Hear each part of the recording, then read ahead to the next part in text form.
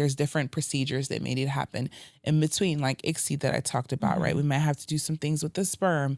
Some people may be able to produce their own embryos, but may need a surrogate. And so that we may freeze those eggs and send them to another place to transfer into a surrogate. And so IVF really does encompass this interesting process where at certain points, whether it's a donor sperm that we're getting or donor egg, we can introduce that into the process.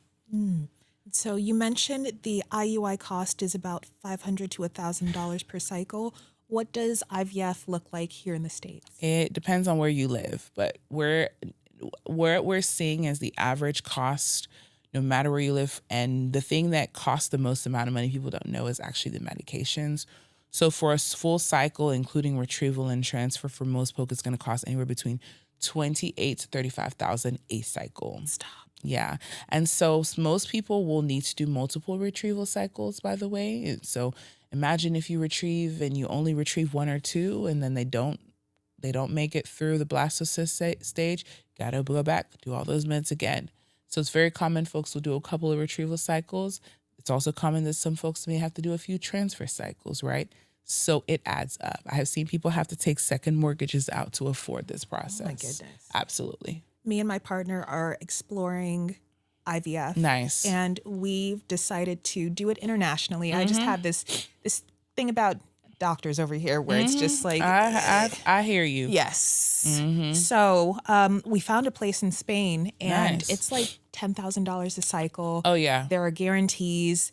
It's one of the leading so it's not like you're getting a discount Yeah. of any sort. The price is the Yeah, price, the price is and the it's a price. third of the cost over here. So we're planning on doing a Euro trip.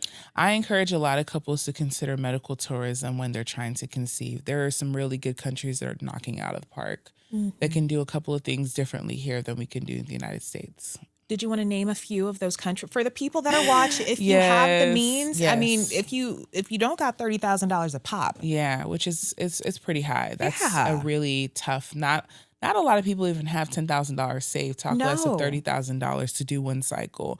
So some of the most common listed countries, India's been on the list for years, but the ones that are the safest, I would say, for most people is to consider some of the European countries. Greece is really up there. We also, of course, you mentioned Spain, Portugal. There's also a lot. There's actually quite a bit of success over in the Barbados and Cayman Islands as well. And so for couples who are interested in that, and understand you're going to have to be there for at least a week while they're doing all of the monitoring. quite a while, and And so, So- it is a bit of a commitment, but I mean, you get a vacation out of it. So That's why what I was not? going to say. Barbados doesn't sound so bad. It doesn't sound too bad at all. Listen.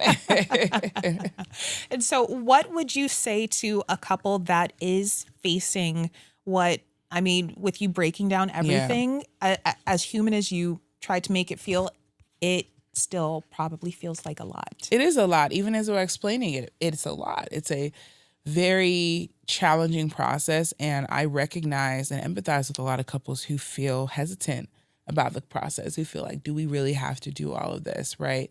And here's the thing, is like, I don't want you to see it as something you have to do.